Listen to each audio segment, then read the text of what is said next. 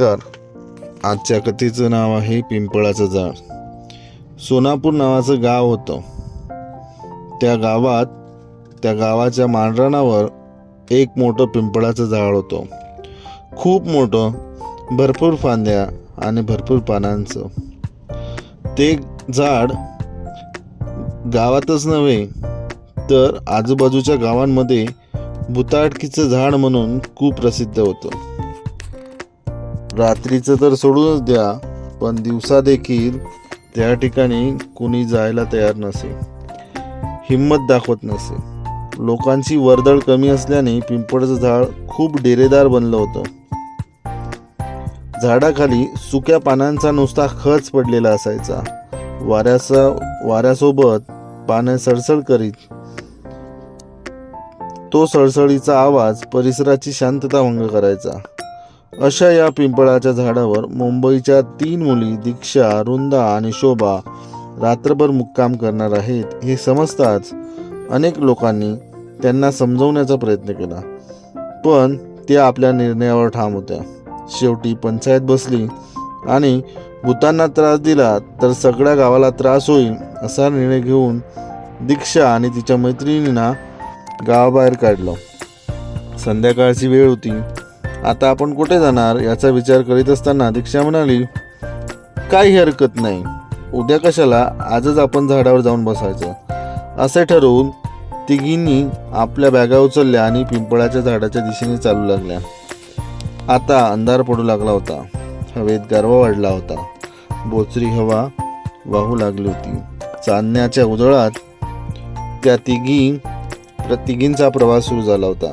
थोड्याच वेळात त्या गावाच्या वेशी बाहेर पडल्या. अजून देवळाच्या घंटांचे अस्पष्ट आवाज कानावर पडत होते. जेवणाची वेळ झाली होती. जेवण कोठे करायचे असा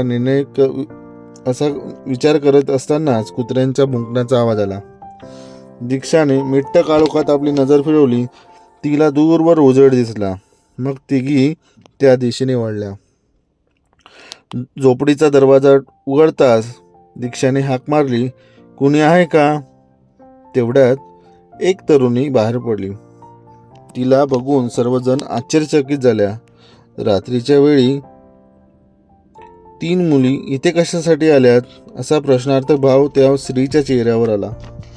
तोच वृंदा म्हणाली, आम्हाला जेवायचं आहे.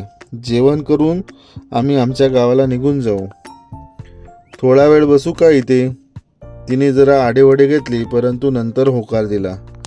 दीक्षाच्या मनात मात्र चक्र सुरू झालं की ही एकटी स्त्री या झोपडीत काय करते? पिंपळाच्या झाडाची भुताटकी आणि हिचा काही संबंध नाही ना, असा विचार तिच्या मनात सुरू झाला. 15 मिनिटातच आपले जेवण उरकून स्त्रीला निरोप देऊन तिघी निघाल्या. 5 मिनिटातच कुठली तरी आकृती अंधारातून पुढे पडत जाताना दिसली. शोभा कुजबुजली, कदाचित तीच बाई असावी. मग त्या सावध झाल्या. हळूहळू भुताटकीचा पिंपळ अस्पष्ट दिसू लागला होता. तितक्यात अंधारात त्यांना 2 आकृत्या दिसल्या आणि त्या अचानक गायब झाल्या. आता काय करायचं हा प्रश्न तिघींसमोर राहिला. दीक्षा म्हणाली, काही हरकत नाही, ती माणसं आपल्याला घाबरवण्यासाठी झाडावर चढलेली आहेत. आपण सरळ पुढे जाऊ आणि झाडाखालीच बैठका मारू. त्या पुढे निघाल्या. तसं कुत्र्याचं विवळण्याचा आवाज ऐकू आला. चित्रविचित्र आवाज ऐकू येऊ लागले. शोभा म्हणाली, घाबरायचं नाही, ही माणसं आवाज काढत आहेत.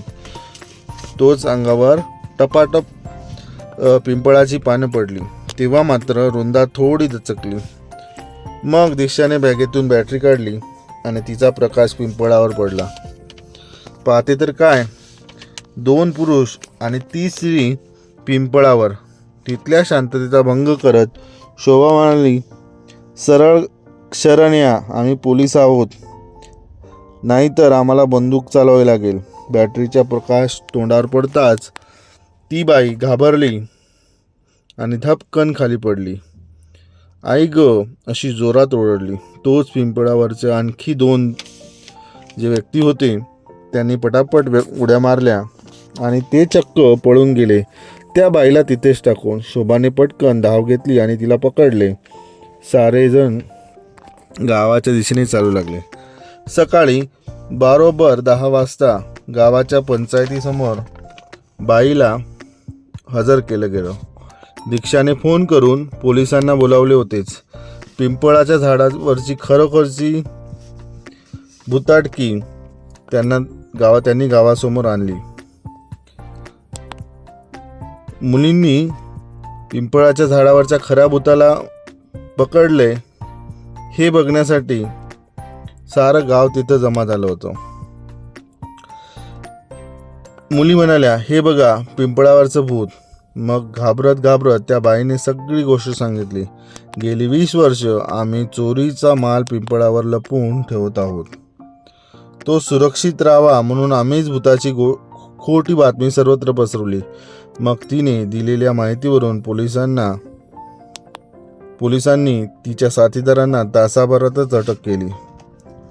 मुंबईच्या धाडसी मुलींनी गेल्या 20 वर्षापासून भीतीच्या छायेत असलेल्या त्या गावाला भीतीमुक्त केलं.